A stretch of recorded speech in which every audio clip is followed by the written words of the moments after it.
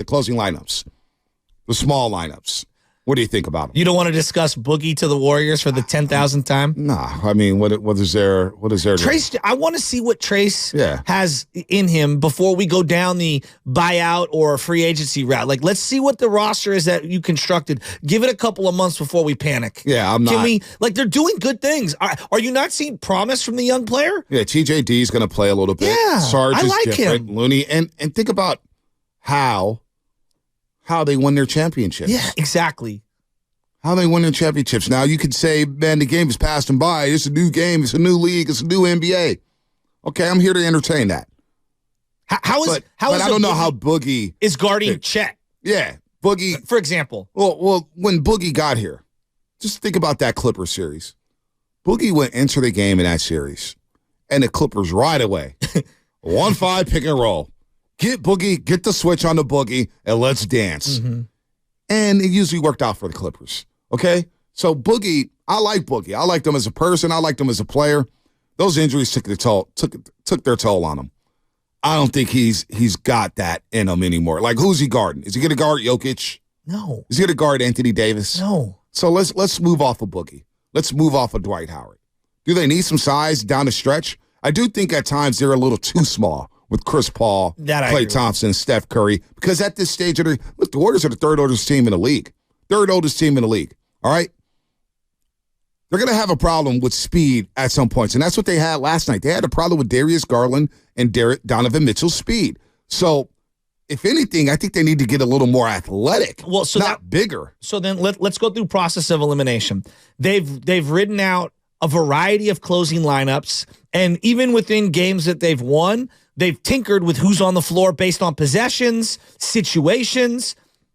What do you mean by get more athletic? Who is the player you're thinking about? I'm just thinking about a guy who's maybe taller, quicker, more athletic. Because when you look at a Jared Allen and a Evan Mobley, you look at Aaron Gordon and Michael Porter Jr., you look at some of these athletic guys, you need a little more athleticism outside of GP2. And I'm not saying small athleticism. If I can get a guy 6'7", 6'8", 6'9", 6'10", he's athletic.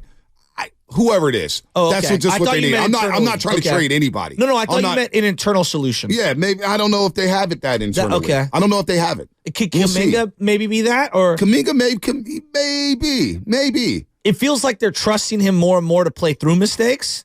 But to play on the perimeter, I don't know if Kuminga could be a post defender and help you out down low. Gotcha. When you go small. You know what I'm saying? Because when you go small, now Clay's playing on that back line. There's going to be problems with that. We saw that last night. And Kuminga gets a bad whistle. I think that's something that I've noticed is I personally believe that the rest don't give him the benefit of the doubt. Mm-hmm. So if you want to get, I just think they need to get a little quicker. If there's an area of weakness, it's getting quicker and more athletic. Especially because Chris Paul at the stage of his career is 38, 39 years old. Well, and I think that's where I was going. Like, I love GP2. He does so many small little things. Right. I would like to see Moody get a shot at some point. I'm not saying he's the end-all, be-all, but I just think being able to balance the floor a little better, and I think that being able to shoot from the outside is very important. Although GP2's numbers are comparable to what they've been in years past. He's having a better offensive season. He's had a good stretch. But who do you trust more from beyond the arc right now? Well, I'm just looking at it defensively. Okay. To stay in front of some of these guys. So GP2 stays in front of anybody. I thought he did a good job on Malik Monk Wednesday night. He did. I thought he did a good job on Friday night against OKC. He had some big moments there, offensively and defensively. Well, he gets a lot of loose balls. Exactly. Scrappy. Last night the shot wasn't falling, but you see the defense there. But nobody had a chance. They didn't have a chance against Garland and Donovan Mitchell yesterday. Those guys got downhill and they did what they wanted to do offensively for the Cleveland Cavaliers, and they were desperate. They were desperate to win a home game. They were desperate to beat the Warriors in the regular season. They had lost 12 straight against the Warriors in the regular season. So we're going to see them again on Saturday, the Cleveland Cavaliers. They come back to chase it, or so. How will they adjust to that? So, look, I just think Steve Kerr's tinkering with the lineups. He's trying to figure out the right combinations down the stretch. Maybe they have it internally. Maybe it is Wiggins, Kuminga, Draymond, GP2 down the stretch defensively. But offensively, look, there's going to be mismatches, and teams are going to hunt Steph. They're going to hunt Klay. They're going to hunt CP3.